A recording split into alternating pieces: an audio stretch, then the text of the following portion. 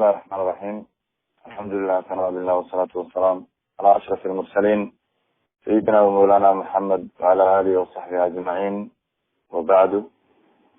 إن شاء الله halkan waxaan kasoo gudbinaynaa casharkii shanaad barnaamijkeenu imtixaanaha noo ahaa axkaam alqur'aani wa tajwiidi. casharkii afraad waxaan kusoo qaadanay ruwaada iyo quraada casharada mutawaatirada ah. quraada casharada mutawaatirada ah wixii kasoo harayna ay yihiin shaad. tobanka mutawaatirka wixii kasoo haray waa shaad. raggaas iyo amaakintii ay ku dhasheen iyo waktiyadii ay geeriyoodeen iyo qiraa'ada iyo riwaayada iyo duruqda jaa-is, waajib, awjuh waxa u kala farqiga ayaan kusoo qeexnay casharkii afraad. casharkaana waxaan ku baran doonaa xuruufta hijaa-iga. xuruufta hijaa-iga waa xuruufta alifaxmalaha iyo qaybahooda ciddii ugu horeysay oo bilowday xuruuf alhijaa-iya baa ku qeexi doonaa insha allah. xuruuf alhijaa-iga waxay uqaybsamaysaa asal iyo farac bay uqaybsamaysaa. xuruufta asalka ah ictibaaraad badan bay leedahay. mar waxaa la fiiriyaa cinda almakhaarij. marka cinda almakhaarij la fiiriyo tirsi gaaray yeelanayaan, waa 31. maxaa yeelay xuruufta qayb kamid ah ayaa mar makraj ka baxa, mar kalena makraj kale ka baxa. sida xuruufulmadka sida wawda iyo yaada, mar waa xuruufu cilo, mar waa xarfu liin, mar waa xarfu mad. marba marka makraj bay ka baxaan. saas daraadeed marka qayb kamid a ayaa tacadudaya. xuruuftii way fara badanayaan, marka waxay noqonayaan 31 xaraf bay noqonayaan. cadadka marka xuruufta cinda axkaami nuun saakina watanweyn marka la fiiriyo waa 28 xaraf. maxaa yeelay nuunta reeban iyo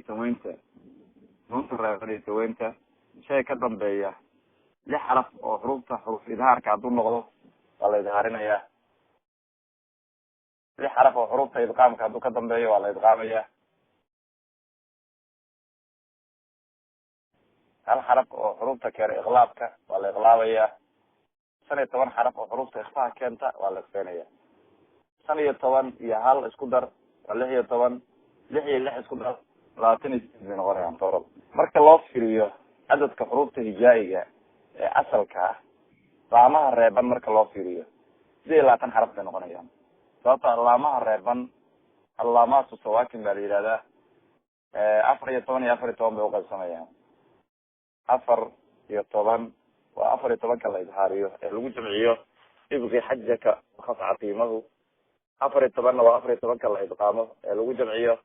dib suma sil raximan kafus dibta nacam tacsuha bani zur sharifan lilkaram. halkaa waxaa ku dhacay xuruufulmadka. sababta xuruufulmadku shay reeban gadaashiis ma dhacaan. waxaa kulmaya iltiqaab saakiriin baa kulmaya. saa daraadeed marka xuruuftii cadadkoodi waxay noqotay 20 xaraf. cadad alxuruuf alasliya biictibaari nudqiha waa ictibaar kale. marka nudqiga la fiiriyo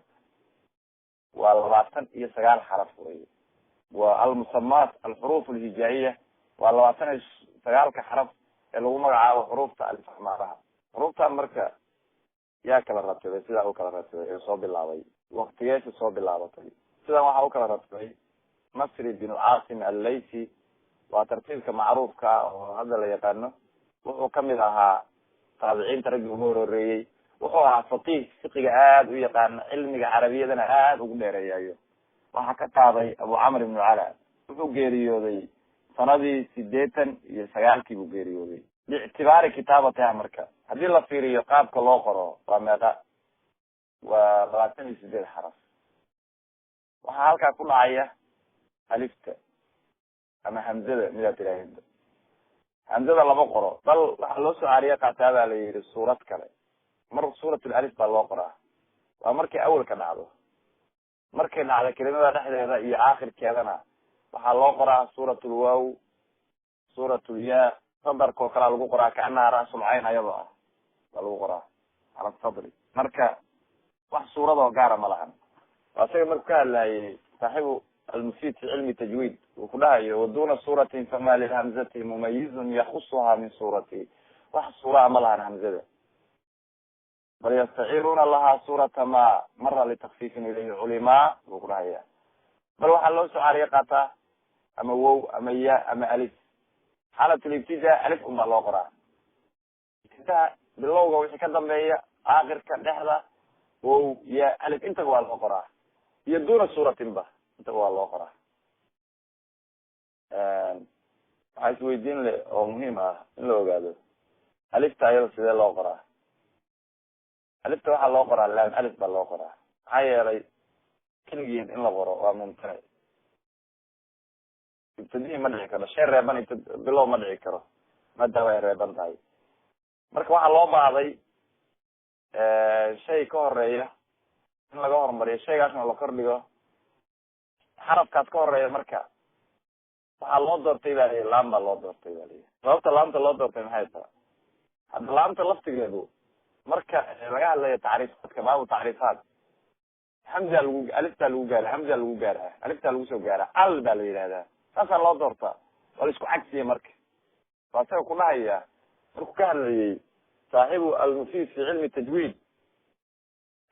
fakhtirat illam waqalu lam alif ay lafduha bihadihi lam yucrif id qad tawasaluu lilamin sakanat ay lama al bialifin taxarakat ay hamzatan facakasu da fi lalif maca ana la xarfun lahu macnan ulis bu ku leeyahy marka lam baa loo doortay lam alif baa la yidhi ayadaa lagu gaaray sababta lagu gaaray laamta laftigeeda marka hore alif baa lagu gaaray hamzadaa lagu soo gaaray aliftaa lagu soo gaaraa kawada marka hore in keligeed lagu dhawaaqay inay mumtanic tahayna waa saga kaga hadlay lafduha mufradatan mumtanicun walam takun fi libtidaai taqac waa saga uga hadlay talzamu sukuna walfatxa lima talihi faxtaaja lixarfin qudima waa saga uga hadlay inay ibtidaha dhacayso markay ibtidaha dhacda alif loo qoriyo wixii kasoo harayna wawya ya iyo alif loo qorayo wuxuu uga hadlay abyaada ah awalo alhamzu lakin sumiyat bialifin majazan id qad suwirat biha fi libtidaai xatman wahiya fi siwahu bilwaawi waya waalifi ayadaas uga hadlay marka maasha allah wax marka suura ah carabta uma dejin hamzada bal suuraa loo soo caariya qaata mar suuratu alif baa niri mar suuratu wow baa niri mar suuratu ya baa niri mar sadarkaa lagu qoraa kaanaha raasulacayn xuruftan marka waxaa la yihahdaa de labaatanka xaraf ah wa almusamaat alaxruf alabjadiya waa xurufta lagu magacaabo xuruf alabjadiya abjad huwaz xudayi kalaman sacfas qarashad faqad zadaq xuruf alabjadiya ba la yihahda cadad xuruf alasliya marka ictibaaraadkooda o dhan markaan ka gudubno cadad xuruf farciya baa ugudbayna dhowr ictibaar bay soo yeesheen xurufta asalka ahaa biictibaar xuruf cadad alxuruf cinda almaqaarij cadad alxuruf cinda axkaami nun sakin watanwin cadad alxuruf cinda almin sakina cadad alxuruf cinda lamati sawakin cadad alxuruf cinda nutki cadad alxuruf cinda alkitaaba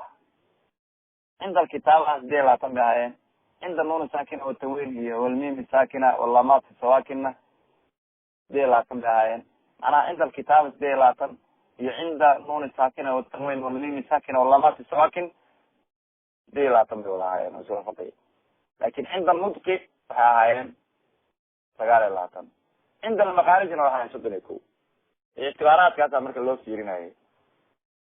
xurufta labadii qeyb aan ka dhignay asliya wa farciya qaybtii labaad usoo dhaadhac cadad alxuruf alfarciya usoo dhaadhac farac horta waxaa laga wadaa ma macna alfarac waa tataradadu bayna xarfayn laba xaraf bay ku laalaabanaysaa wey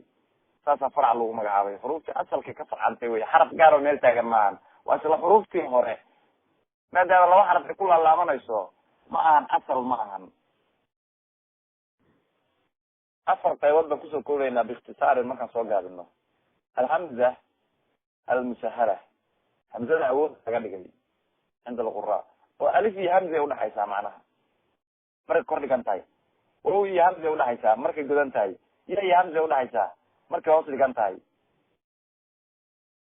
waadrubu jamci lhamzatayni halaatatun andartahum am lam aina unzila wasa ku dhahaya imam shaatibi kitaabkiisa shaatibiyada qayb waa qaybta labaadna waa saadka la ursiyey za ihdina sirata sabaa la ursiyey waxaa akriya xamza akriya bayna saad wa zay saad maxdiyana ma akrinaysid zay maxdiyana ma akrinaysid ihdina sirata ya-da oo wowda la ursiyey qiila quraada qayb kamid a akrisaa kasradiiba waxaa la ursiinayaa dama la ursiinayaa manaa waa sabta lwaaw waa la ursiinaya waa dama ilan waxaa akriya kisaa-i hishaam ruways raggaas o dhan akriya marka afar waa biikhtisaar toddobana waa bilbasti markaan bastino oo toddoba ka dhigno waa hamza musahala baynaha wa bayna alif waa ko hamza musahala baynaha wa bayna alwaaw waa labo hamza musahala baynaha wa bayna alya waa saddex alif mumaala imaala kubra imaalada casarkeena lixad ayaan kubra iyo suura ku qeexi doonaa insha allah marka imaala kubra waa midka afraad midka shanaadna waa imaala suqra waa shan intaa kan lixaadna waa saadka waa zayga saadka la horsiiyey kan toddobaadna waa ya-da sabtulwaaw la horsiiyey toddoba way xaasilku marka